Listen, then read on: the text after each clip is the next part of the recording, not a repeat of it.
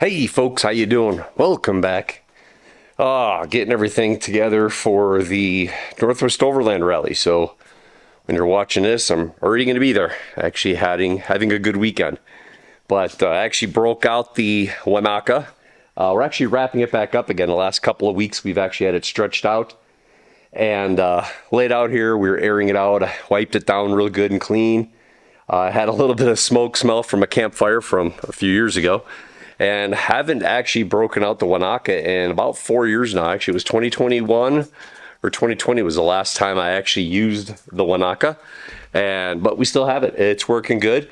We're actually going to go put that on Ben's Jeep Cherokee. We already kind of put it up on top of the roof. We used, he got some crossbars for the rhino rack system I had. And then he put the basket that I used to have on Trip, that rhino rack basket on there. So he's driving around with that right now, but he's going to put the Wanaka on there to go camping a little bit. So I just wanted to get it wrapped up. We're actually going to fold it back up here in a second. We got everything else there, and we're supposed to be putting together this grill for Father's Day. So, yep. So, whoop, I got it. Well, there's Ruby. Whoop, oh, no, the video's not ready yet. Besides, this video isn't about Ruby or the Wanaka. This video is going to be about more tools. I got my tints on now, so I'm going to have to let them lighten up a little bit. But going to do a video on, of course, drill presses. I might even throw in just some hand drills, but more importantly, it's going to be drill presses. So I don't have a lavalier on. I'm using the bunny butt, so hopefully that's going to work well for audio. Feeling better, so that's going good there. Not as nasally and congested. I just have everything else boxed up, and the lavalier mic, you hang it right here or something like that. I really like those DJI ones. You see those where they have a magnet, so you can actually put it, and there's like a little magnet that holds it on your shirt down here. Normally I'd have to wear a lanyard or something, but hey, anyhow, I'm gonna get you guys set up and let's talk about drill presses. What does the professional use? Okay, one of the first things I want to touch on right here is this drill press. It's a freestanding drill press, Hitachi B16RM. This drill press is probably 9 years old. I've had that since pretty much the inception of CK Knife and Tool. It is, I think, it's the second big purchase I made when I was starting out in knife making. The first one was my kiln. The second one was this. I believe that's how that went. But really happy with it. It's got a light right here. I actually keep a desktop clamping light right here as well. I like that. It gets a focal. I think, I'm not sure. Nope, I don't think this is the one. There's the littler ones, they have lasers on them, but this one does not have a laser. I've never used lasers. I have them. I got them on my compound sliding miter saw. I've got them on a couple of drill presses. I just don't use them. I just get everything lined up and eyeball it that way. So, but I would have to say, when it goes to like the bandsaw video, what I would recommend for a bandsaw, I would say this here would probably be right there in the top 5 first-time purchases. The reason why I say this one versus some smaller ones that I'll be showing you in a minute is this one can do everything. Again, like a lot of your drill presses, they all have the little speed controls in here that you can do this and adjust it. I don't normally adjust this one simply because I only use this for drilling metal. I'm not using it to drill wood. The little bit of wood that I do drill, I drill it on the smaller drill presses. They're a little bit higher speed. But this one I just set up. This is simply for drilling steel and for drilling my knife, my tangs, more importantly. It's a pretty good, powerful one. I'm not really sure. Let's see here. We got like 12 speed, 120 volts, 60 hertz, 8 amps. But being a Hitachi, I don't know. I'm pretty sure being probably a 10-year model or older, I'm not sure what it will look like nowadays, but I'm not saying buy the Hitachi. This has been a great drill press. It's suited me quite well and it's working phenomenally. But what I do like is the simple fact that it's a both wood and metal bandsaw, and it has enough of the oomph to get through and drill your steel, and as well as the adjustments for your belts, because you really want to keep your speeds, your revolutions per minute, your RPMs pretty low when you're drilling into steel. Of course, I always oil everything, and the oil I use is this Ready Tap. I use Ready Tap here. I bought this from Tacoma Screw back in, I believe, Bremerton, Washington. I got this one a while back. I've had it for the better part of 2 or 3, well, actually, no, 5 or 6 years now. And I did do some little announcements, some little reviews on these oil cans like this. The Goldenrod, they're made in USA. It's an old company. Hastings, Nebraska. But I have a couple of cans, big and small, and I really do enjoy using those cans. It gets you just enough oil on there. Having a metal tip means when you're getting to the drill bit and the drill bit's spinning, you're not marring away the plastic tip that you would have like on a 3-in-1 oil container or some others. Having the metal tip works really good to really get oil down into your workspace. But being a freestanding one, it's real heavy, but once it's here, it's good. And like I said, I can stand here and drill tangs and do everything and just flop knives over, grab another one and drill, flop back and forth. There's been plenty of videos I've done with me doing something on this, but I have to say, really pleased with it. And as being a purchase, probably somewhere around the, you know, maybe 9 years ago, it was probably somewhere around that $1,000 mark, thereabout, maybe $800 back then. It was a very big pill to swallow for someone that was just starting out doing all this. But I knew that if I got something like this, it could be used for a lot of different tasks. So that's why I would have to list this as probably the #1 purchase in the top 5 for #1 purchase for drill presses in my top 5 tools as a knife maker that I would recommend. Doesn't have to be Hitachi. There could be several different kinds. If I remember, I'll probably try to leave a couple of links down in the description. And once again, like we always have to say per YouTube rules, anything down below that's an Amazon affiliate or otherwise, it goes to me. It helps my channel out, helps CK Knife and Tool. The 5 cents or $1 that I might get off of a purchase, it does help. It doesn't change your price at all. It just throws a little bit something towards us. So yeah, that's about it. So nothing else really to report other than this thing you can stretch this table all the way down. And I think I was able to do some woodworking stuff where I actually drilled, I centered and counter drilled a hole, and I think it was like 32 inches or something in depth. But again, look up what you want to do. I would just have to say something like Jet, Wen, maybe Grizzly, Hitachi, something like that. A freestanding drill press like this would probably be the #1 purchase when it comes to drill presses in your shop as a wood maker, a craftsman, a handyman, a tinker, or a knife maker. So let's go on to #2. Okay. #2, and I'm going to call this 2A. Only reason why is I bought this when drill press probably 6 or 7 years ago, and I bought it to drill my tangs as well as do my kydex, and it was working okay. And I bought it for like 20 bucks off of Facebook Marketplace or something like that, and I think she was selling her boyfriend or her ex's stuff. So but with that being said, it worked okay. It wasn't that bad. You know, if you get really particular, it doesn't have a deep throw, you know, to go down, but it's got an adjustable table, so that was great. Didn't really need it for a whole lot. She claimed that it was used for making pen blanks and doing little woodworking projects, which is fine. There's no light, no lasers, nothing else. There was just a simple switch on and off, as well as the belt adjustment like all the other drill presses have. Now, the downfall with this one, I have to say, other than this one problem, it still works. This drill press still works just fine, except for this. This is the spring. It's a rolled up coil spring that actually mounts on the side of the drill press. And it's connected to the drill press, and that's what gives you the spring, meaning that when you're pulling and you're drilling, when you let go of this handle, it'll go back up in place again. This doesn't do that, and it broke. It broke a few years ago back in Washington. And what I did is I ended up just taking it off, and I put the coil in a little slot in the nut that's over here. And then I was able to twist it and put it back on, and it got me by another couple of years, and then it broke again.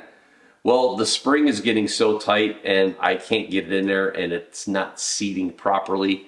So this rendered this drill press somewhat useless. Now you can still use, like I said, if you raise the top up, you can manually drill and manually lift it back up again. But when you have a certain size drill bit in here, maybe 1/8 or 1/4 inch, it wasn't giving me that much of an issue. But when you go a little bit bigger, this handle wants to just drop that down, and the neck and the collar all want to drop. And that means that I have to manually do this and, you know, pull it out, let go of the, shut the power off, move this, and then if this does fall, then it falls, not a big deal. So I used to say I actually unplugged it and I just went to the other drill press that I'm going to show you now.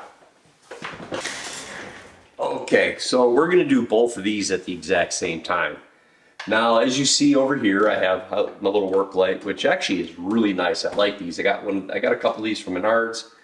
You can probably get them off Amazon or two. But yeah, it's pretty nice. You can do white light, amber, and then change the different lighting. So let's start out. So one of the other purchases I made when I first moved here in Wyoming and I was getting the shop back up and running is I bought this larger Wen drill press. And I bought this one brand new. I don't know where I got it. I might have bought it off of Home Depot or Menards or maybe Amazon or something. I can't remember. And I think it was right around the $250 mark. Again, remember the other one back there, I paid 20 bucks for. So really, I got like a good 4 years use out of that thing before it just ended up being a big desktop paperweight. So for 20 bucks, not a bad deal.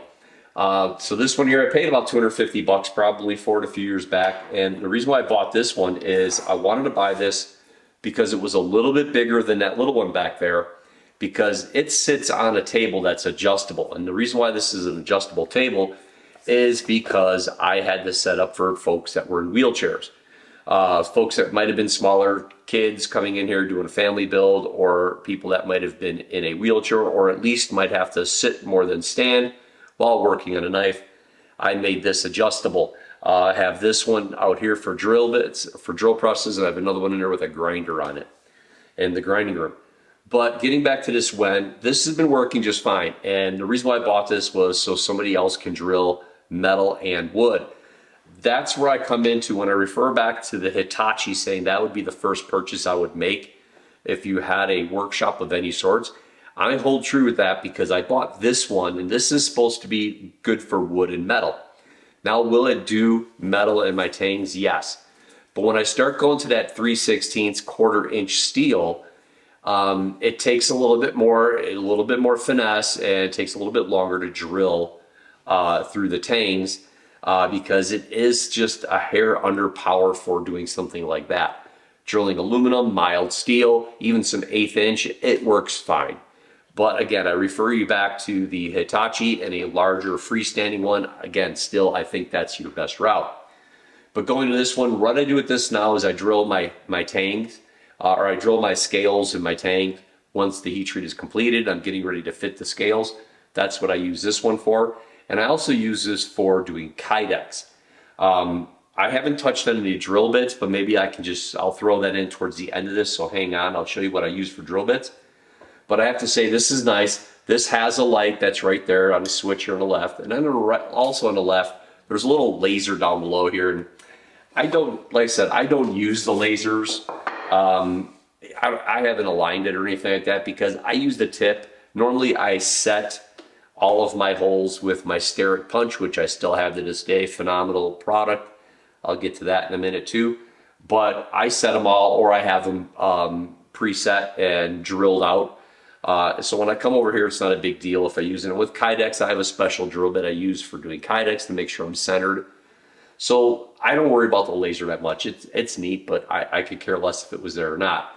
But the lighting is nice, but again, the light is what it is, but it just doesn't seem to cast enough light when you're drilling and doing stuff, at least maybe me with my glasses as I get older. So that's why I brought in this work light right here, and this work light is phenomenal. Adjustable springs, everything. I can adjust the head down here, and I can turn this different ways so I can get it in there, and also it's a magnifying glass, so if I had to see something more detailed, I've got that. I use that in here. I use one at my knife station as I'm hand sanding. So it works pretty good. Now the one I have over here, this Ryobi, actually Ben brought this in. He got this from some garage sale or something like that a while back. It's a Ryobi 8-inch. Works great. There's no light on it. There's no laser. It's really simple. So what I did is I bolted it to the table here. So now I don't have to change out drill bits. This one is actually a Y drill bit. It's what I use for my large center decorative pins. Those are 10 millimeters, just a hair about 3/8 of an inch. But I use a Y bit because that gives me just enough space around the 10 millimeter pin that I use to allow epoxy to get in there and to be able to bond to it. So I keep my Y bit in this one, and I switch that one out either to an 1/8 inch or to an F bit. Or I should say maybe not an 1/8 inch, but I use a number 30 bit and I use an F bit. The reason why I use these odd bits is because if I use an 1/8 inch pin, I don't want to drill an 1/8 inch hole. The hole is very tight to get the pin through there, and I want a little bit of room for epoxy to be able to be around that pin and to get in there and then to bond with the scales as well as the knife tang. So that's why I use a little bit off. I use an F bit, and that's in lieu of a 1/4 inch bit. So that's kind of the way you go about these kind of things. Both of these would be great. I don't know what this one cost because I think he got it from a garage sale or something like that. And this one here, again, I think it was like around $250. Would I recommend either one of these? Yes, but as a secondary purchase. Just like bandsaws, the drill press, again, would be the freestanding, a larger one that could do everything. You just got to change your bits out and clean your workspace. And then secondary would probably be something this size. I don't know what size this might be. Looks like it's going to be a 5-speed 10-inch, and it's 3.2 amp, 120 volt AC. You can see the rest of it there. But yeah, not too bad. So this is the drill presses. This is what I would say how you're going to step in and move stuff. But before you go away, let me show you about some of the drill bits, good and bad, why I'm using them really quickly, just like I did with the oil, and then we'll close this video out. Okay, I wanted to get the other drill bits. Now, we'll keep it short because drill bits can actually be a video unto themselves. So I'll just kind of keep it simple. The first thing is I did get this kit off of Amazon, and it wasn't a bad price. It was probably, again, like 5 years ago, it was probably closer to that $200, $250 mark. So they're not the cheapest drill bits in the world, but I would have to say they're probably not that expensive either. I just recently broke one of them. But that was part of me not using the handle attachment for my drill as I was drilling stuff, and it got twisted my wrist a little bit, which if you guys have ever done that does not feel good. And then it snapped off the drill bit. Matter of fact, it's right over there. But anyhow, so this sample kit here, has been great. It's a lifesaver. I really do like it. But again, I usually use an F, a Y, and then I use over on this side I'll probably use a 1/4 inch, 3/8, half, 7/16, 9/16. Those are kind of my sizes that I would use over here. And then as it comes to my little numbers over here, it's usually again a 30, which is missing because it's over by the drill press. The 30 is just a hair bigger than an 1/8 inch pin, and that lets me drill that hole and the tangs as well as my scales, and then still have just a little bit of movement with that pin to be able to get in there and have some epoxy around it. One of the special bits I use, again, for Kydex, and I'll show this to you, I'll give you a close-up on this. I use this special bit right here, and you'll see, look at the tip on that one. And that helps me get lined up with the Kydex right as I go to drill through. So that helps me find center when I want to do that. And it's really sharp. It has these little flared edges, so instead of it being tapered like a normal drill bit, it's got a point. And then the outside of the drill bit comes up, and then it dives down a little bit. Again, if you guys can see that, you'll see how that dives down like that. There you go. And how it tapers back up again. So really cool. I got to buy another one of these. It's still quite sharp, but I've been using it for the better part of 6 or 7 years. And yeah, I don't think it was that expensive. It is a 1/4 inch.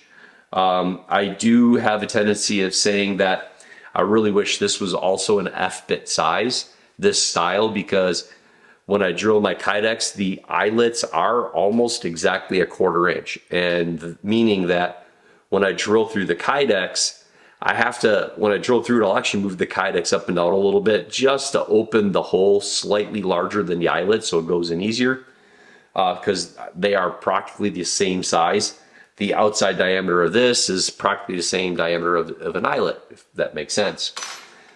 Last but not least, some other drill bits. This is when I do skeletonized tangs on knives, most likely the Jasper. But these here are special bits. They actually have a carbide end, and it's a 2-stage drill bit. And here's, they're dirty, but this will give you an idea what they're like. So it's got a regular drill bit, carbide bit on the top, and then it's got those carbide teeth. And there's a spring in the inside that actually helps push the steel as you're drilling it. Really nice drill bits. These are phenomenal. I've had these for, I was using these when I was making the skeletonized Jaspers for the Warrior Poet Society and some other folks. But really nice. I've probably got maybe 100 knives total out of the different sizes. I had, I think, a 3/4, yeah, I got 3/4, 7/8, and 3/4, 7/8, and 5/8. Those are the 3 hole sizes. You can look them up, or I can leave something for you, but they're Champion. I actually didn't buy these off Amazon. I bought these at a local tool and die shop in Tacoma, Washington, back when I was there. So, you know, I'm sure he might still be in business. Then I've got something like this one here. This was a 1/2 inch full shank. This is fluted. This worked pretty good too when I was doing some 1/2 inch holes in knives for skeletonizing. That worked really good too. It's a really nice, as you see, there's actually wax on here because I use a drilling wax as well. But the drills worked really good for that stuff. Yeah, that drilling wax, let me go get that real quick. Okay, this is what I use. This is a drilling wax. Again, Champion is the company name. If I can, I will leave the descriptions down below. Maybe not exactly this brand. I've had this for a better part of 8 years maybe. And all you do is basically just dip your bits inside this when they're warm or cold. I'll actually have the drill press running, and as I would drill, I would stop drilling and I would take this and run the drill bit in this a little bit and then keep going. And the wax just lubricated the bit a bit, so as you're drilling it kept it cool. It would melt the wax and stay under your workpiece. It helps keep everything cold, or at least cooling. Helps things from chipping and keep everything somewhat warm instead of getting too hot for your steel when you're drilling it. So that's it. So yes, so as in the bandsaws, the jet or a freestanding version of a wood metal bandsaw, that's what I would recommend if you're getting started.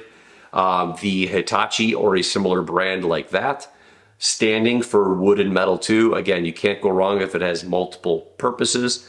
And then secondary would be the, like that Wendrill press that was around the $250 mark. It's the, I think a 10-inch it was. That's also good for some mild steels, aluminum, and doing leather and kydex. So as you start to progress in your work, you start adding more tools. That's where I would go and try to focus the money and those situations. So again, hopefully this was helpful. Thank you for the patience. Remember to like, share, subscribe, all the stuff down below. Keeps me from the bottom of the YouTube bucket, helps the algorithm and the search engines and all that other stuff, because we all know it's getting hard on guys like us. So until the next video, have a good one, and we'll see you later. Bye.